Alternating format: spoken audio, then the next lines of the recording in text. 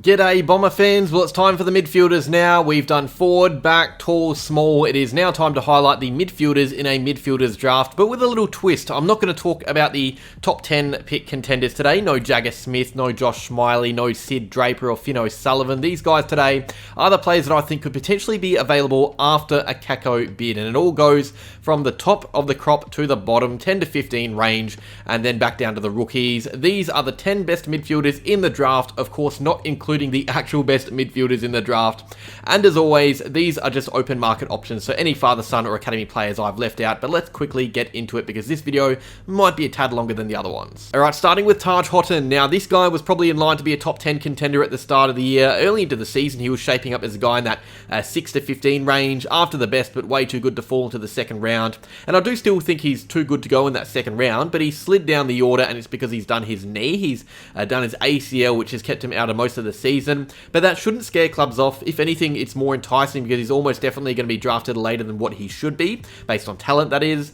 Hotton is a really crafty and creative midfielder. He can play high half forward early into his career too, because he's played there a fair bit already. He kicks goals, he sets them up, he's such a presence in the forward half of the field. It's great to watch him go about it because he's just a danger to opposition wherever he is. You just hate seeing him around the field because you know it's going to end up in your D50. He's got great speed and he carries the ball really nicely. He loves a run and bounce. He's one of those players who hits the ball fast but doesn't fumble it no matter what gear he's in. Defensively, he's not as sound as others, but that isn't an issue to me. This is a forward half player, an X-Factor forward half player. I really think he's going to be good, just has to overcome that knee injury. Xavier Lindsay, another one who's suffered a few setbacks. He is, in many eyes, the best kick of all the midfielders in this draft, and I might have to agree. He's an outside midfielder. He can play wing early, maybe even some halfback as well. He's not the toughest and best contested ball winner, but he floats outside of a pack and is often used to wheel and go on that left to open up areas of the ground. He's a really dangerous kick of the ball, penetrating stab like not many others have. Merritt kind of has that lofted pass down well, but Lindsay is a different kind of left-footed kick. He just bullets it on the chest without fails. This is almost someone you would like to see drafted and moved to a defense or wing role so he can be freed up. He'd often act as that attacking defender that warrants a tag, I reckon, later in his career. He's that good with ball in hand. I reckon he's going to be used as that on-field kick early into his AFL career by his team, kind of like Massimo D'Ambrosio was. Maybe with muscle and some stoppage development, he's able to take that next level in the midfield, but wherever he is at least dangerous and he brings his teammates into the game. Very promising player. I like the look of him a lot. Christian Moraes. Now, this is a really funny one because this is a guy that's been posting some outrageous numbers early in the year, even late in the year, to be honest, as well. He's had some absolutely insane games, 4 goals and 25, 5 goals and 25, 3 goals and 20 odd. But after all those games, you think, was his impact that good? That is at least what I was thinking after some of those games. I found myself rising him in the rankings because of his stats, but whenever I watched him, I was noticing flaws or not noticing the amount of ball that he actually won because the impact may have been lesser than the stats suggest.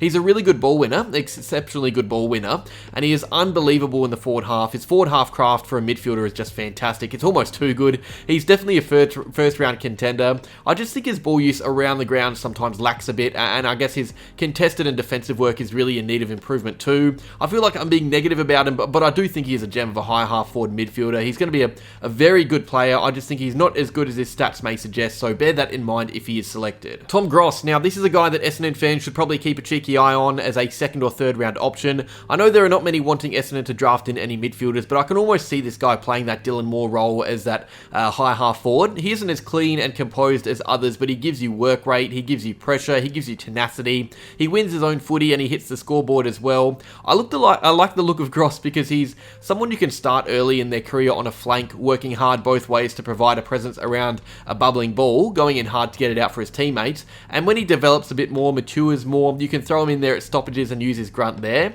He's a bit smaller than you would ideally want, 181 centimetres, well it's not small, but our midfield is already undersized, so that could turn off fans a little bit, but he doesn't really have to play midfield. He's more of a utility that plays his best footy in the midfield. I like Gross, definitely worth a thought if we're picking if we are picking and he is available. He's shown plenty this year. Alright, the most popular choice out of the midfielders, I've had plenty of comments asking about Jack Ough. I think many people see big-bodied midfielder and froth a bit because we haven't had one since Jobe Watson. Ough has had a really good back end of the season, which has propelled him up into second round draft contention, which is when we can really start looking at finding easy ways to trade up the order, and there'd be plenty of reasons to do so for this player. Big body, physical, he's clean both with his hands and he can be trusted by foot. You wouldn't back him in to be that deciding kick going inside 50, but around the ground he can hit up players on the 45 fairly easily, and he keeps play moving. He is a massive Essendon fan too, so he will be hoping we draft him. I am going to say I think his value is probably a bit lower than others. I personally think that. I think at times he's lacked that speed needed to work around the ground, which can only really be more of an issue in the AFL. Think Will Setterfield, how he was taken so early, and then I guess his speed was found out a bit. So while others think second round, I'm more inclined to think third round. I wouldn't mind him on the list. He has really great strengths that set him apart from other midfielders. That size doesn't decrease his usage, which is handy. And when he builds muscle, he could be a great option in the guts as that can rest forward as well with more craft development. I wouldn't mind us picking him up if he falls in that 40-ish range, but yeah, I like the look of him. I just don't rate him as much as others might. Xavier Ivisic, a very different player to Ough. He's more of that outside midfielder. I could see quite a few talking up his inside work, but I haven't really seen it consistently as what he does on the outside. He's a fast and fit runner who is always involving himself in chains. He's going to run as hard as he can to get that next kick in a play or that handball receive. I wouldn't really want him nailing that inside 50 kick. I'm not bagging his disposal efficiency. He's fine by foot. Like Ough, I just don't think he's the type to bite off more than he can chew. But he is always providing an option around the ground. He's a great player between the arcs for that. I think he's someone who's actually something that we've lacked a bit recently, one of those players that can run both ways. Ivisic can act as a two-way runner. He's someone that you can put on a flank. I haven't always watched him hitting the scoreboard, but I feel like he's crafty and intelligent enough with his ball use to develop his forward craft. I don't think he's limited to a midfield role is what I'm trying to say. There's a bit to like about him. Luke Urquhart, another one I might rate a little bit less than others. He's had some great pros. He's a really good stoppage mid. He's hard at it. He's fast. Some would say explosive out of a pack. That is stuff you can't really teach either. He has that midfielder burst of speed where you get the ball and move within a blink of an eye. Kind of like what Andy McGrath does when he gets the ball in the back half.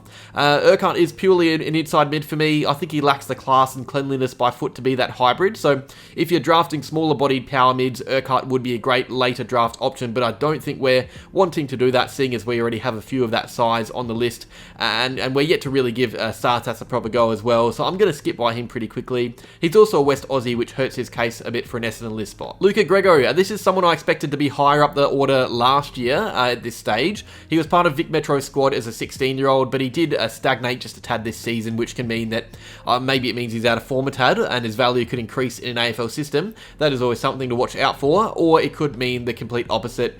Definitely a later draft option though. I like his versatility. We have seen him play a good talent league footy in the guts, but he's also shown he can play a role down in defence as well. He's someone you can draft in as a smaller backman, to be honest. I believe he played VFL in defence for Williamstown, and playing VFL footy before you're drafted is always good. He managed 8 intercept possessions in his VFL debut, which is very promising, so he isn't locked down to that midfield. That's a tick. Even though there isn't as much to his game as others potentially, the fact that he can play lockdown gives him good backup. If he isn't working in a more dynamic AFL midfield, he can fall back and lock down in defence. I think maybe there's just less impact and less to really love about him right now as a player, but I do think he's just reliable. A captain too, by the way, so a leader. Not the most exciting draft prospect, but by no means a bad call for any club with a later pick. Cody Anderson, now this is a really fascinating player this draft. Early days, he was right up there in the top 20. I remember thinking he would be this year's Colton Thelstrup, and then he just slowly but surely decreased in value over time. He started playing less important roles and having less impactful games. It's hard to know how much of that is him as a player and how much of that is just form, but he's still definitely draftable. He is really hard at it. He's really physical and almost scary to go up against leaner frames with. This guy could easily play round 1 next year, and I wouldn't bat an eyelid even though he'd be taken late in the draft. I almost think that is why he's draftable. His ceiling isn't as high as the guys I've spoken about already. He's almost an 18-year-old in a 22 or 23-year-old's body, so a lot of his improvement will come from his skills and craft. He does need to brush up his ball use a tad. He is terrific on the inside of a contest. He's harder at the ball than pretty much anyone I've spoken about today, but on the outside, you would rather him hand pass to a teammate. He's pretty much just a really strong, hard-at-it competitor.